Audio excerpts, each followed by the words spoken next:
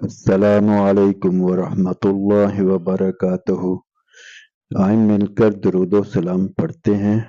لاکھوں کروڑوں اربوں خربوں لاتعداد اور لامحدود درود و سلام علی محمد وعلی آلہ وصحابہ وبارک وسلم۔ جزا اللہ عنا محمدا ما وعلہ، اللہم صل علی محمد کما تحب وترضی۔ آج کی ویڈیو کی طرف بڑھنے سے پہلے گزارش ہے کہ اسے بہت ہی توجہ سے، غور و فکر سے اور عمل کی نیت سے پورا سنیں اور اپنے دوست احباب عزیز و اقارب میں اس کو شیئر کریں۔ تو چلیں بڑھتے ہیں آج کی ویڈیو کی طرف۔ ہماری آج کی ویڈیو کا عنوان ہے فکر آخرت، اور اس سلسلہ میں ایک واقعہ ذکر کرنا ہے جو کہ بہقی اور ابن عساکر رحمۃ اللہ علیہ نے نقل فرمایا ہے۔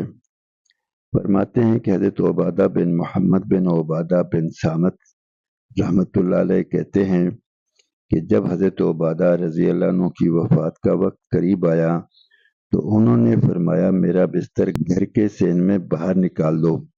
پھر فرمایا میرے سارے غلام، خادم اور پڑوسی اور وہ تمام آدمی یہاں جمع کر دو جو میرے پاس آیا کرتے تھے۔ جب یہ سب ان کے پاس جمع ہو گئے تو فرمایا میرا تو یہی خیال ہے کہ آج کا دن میری زندگی کا دنیا میں آخری دن ہے اور آج کی رات میری آخرت کی پہلی رات ہے، اور مجھے معلوم تو نہیں لیکن ہو سکتا ہے کہ میرے ہاتھ سے یا میری زبان سے تم لوگوں کے ساتھ کوئی زیادتی ہو گئی ہو، اور اس ذات کی قسم جس کے قبضہ میں میری جان ہے مجھے قیامت کے دن اس کا بدلہ دینا پڑے گا۔ میں پورے زور سے تم لوگوں کو درخواست کرتا ہوں کہ تم لوگوں میں سے کسی کے دل میں اگر ایسی کوئی بات ہو تو وہ میری جان کے نکلنے سے پہلے مجھ سے بدلہ لے لے۔ ان سب نے کہا نہیں، آپ تو ہمارے لیے والد کی طرح تھے اور ہمیں ادب سکھاتے تھے۔ کہا جاتا ہے کہ انہوں نے کبھی بھی کسی خادم کو برا بھلا نہیں کہا تھا۔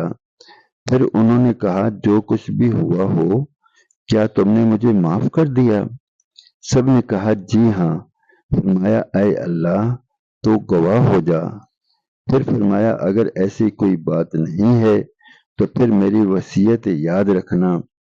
میں پرزور تاکید کرتا ہوں کہ تم میں سے کوئی بھی میرے مرنے پر ہرگز نہ روئے، بلکہ جب میری جان نکل جائے تو تم وضو کرنا اور اچھی طرح وضو کرنا، اور پھر تم میں سے ہر آدمی مسجد میں جا کر نماز پڑھے۔ حضرت عبادہ رضی اللہ عنہ کے لیے یعنی میرے لیے اور اپنے لیے استغفار کرے، کیونکہ رب تعالی جل شانہ سورہ بقرہ میں ارشاد فرماتے ہیں استعینوا بالصبر والصلاۃ، یعنی صبر اور نماز سے مدد حاصل کرو، سہارا حاصل کرو۔ پھر مجھے قبر کی طرف جلدی جلدی لے جانا، میرے جنازے کے پیچھے آگ لے کر نہ چلنا، اور نہ میرے نیچے ارغوانی رنگ کا کپڑا ڈالنا۔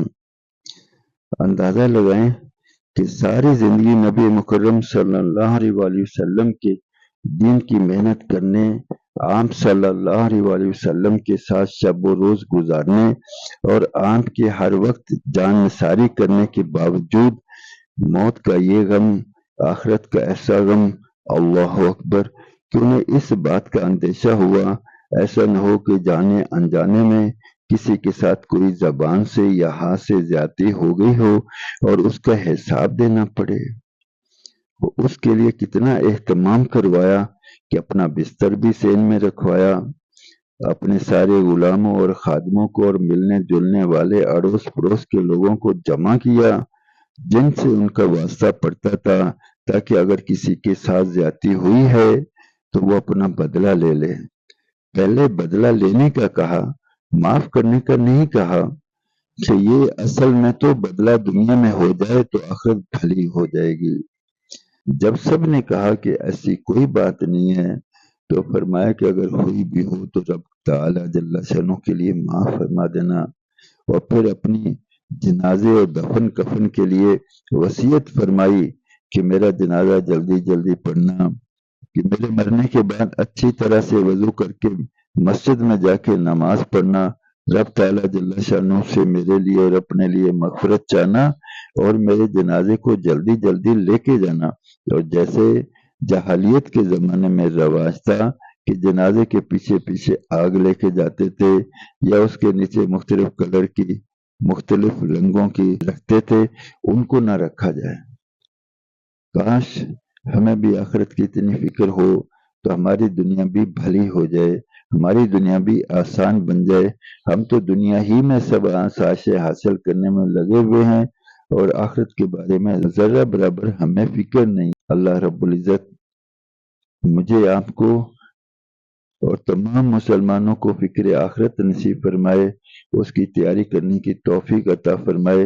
اب اس کے لیے بھائی ہم بھی رب تعالیٰ جل شانہ کے پیغام کو اور نبی مکرم صلی اللہ علیہ وآلہ وسلم کے فرمودات کو دوسروں تک پہنچانے کی کوشش کریں، ان میں شیئر کریں، اور ہر ایک کو نیکی پر کھڑا کرنے کی کوشش کریں کہ نیکی کی بات کرنا بھی نیکی ہے، نیکی کی بات آگے پہنچانا بھی نیکی ہے، نیکی کی بات کے لیے دوسروں کو تیار کرنا بھی نیکی ہے۔ اس لیے گزارش ہے کہ اس پیغام کو اپنے دوست احباب عزیز و اقارب میں شیئر کریں، اور کہ عمل کی نیت سے اس پیغام کو اپنے دوست احباب عزیز و اقارب میں شیئر کریں، ان کو بھی نیکی پر کھڑا کرنے اور رب تعالیٰ جل شانہ کے پیغام کو آگے دوسروں تک پہنچانے کے لیے تیار کریں۔ اب تک کے لیے اتنا ہی، انشاءاللہ ملتے ہیں اگلی ویڈیو میں۔ رب تعالیٰ جل شانہ آپ کا اور ہم سب کا حامی و ناصر ہو۔ جزاکم اللہ خیر و احسن الجزا۔ السلام علیکم ورحمۃ اللہ وبرکاتہ۔